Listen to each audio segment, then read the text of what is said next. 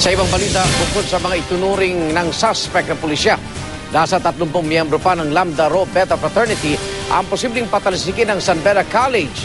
Hindi raw kasi kinukonsinti ng kolehiyo ang karahasan ng mga fraternity. Nakatutok si Maki Pulido.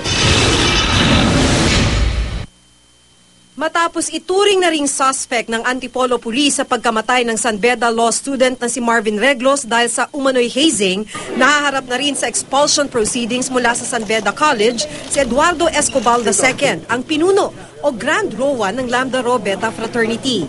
Inaalam na rin ng San Beda ang pagkakakilanlan ng may 30 miyembro ng fraternity at maging sila rin ay posibleng mapatalsik ng San Beda. Sa aming student code, yung membership in any unrecognized group that employs or uses violence is a ground for expulsion. So kung mapatunayan namin after due process na member ka nga, I will implement yung aming student handbook. Hindi kinikilala ng San Beda ang anumang frat sa universidad, kabilang na ang Lambda Rho Beta. Pero mga estudyante rin nila ang inaasahan nilang magturo kung sino-sino ang mga miyembro nito.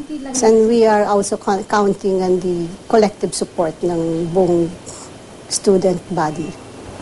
Kasi without the help of the students, hindi naman namin kakayanin. Hindi pa diretsyong inaamin ng Lambda Rho Beta Fraternity na sila ang nasa likod ng hazing na ikinamatay ng freshman law student na si Marvin Reglos. Pero ang San Beda College, sigurado na raw dito. Sa nakaraang interview, itinanggi rin ng fraternity na may sakitan o bugbugan bago makapasok ng kanilang samahan. Pero hindi naniniwala rito ang San Beda College of Law. It is not a sanctioned activity.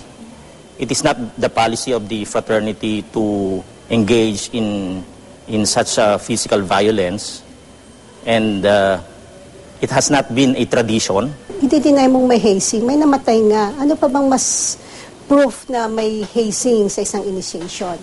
Diba? Kundi namatay na yung tao. Kakausapin din ng San Beda Administration ang dalawang estudyanteng kasama umanong na hazing ni Marvin. Inaasahang papasok na sila sa eskwela ngayong gabi. Umaasa rin ng San Beda na matatapos ang kanilang investigasyon bago matapos ang school year nitong Marso. Maki Pulido, nakatutok, 24 oras.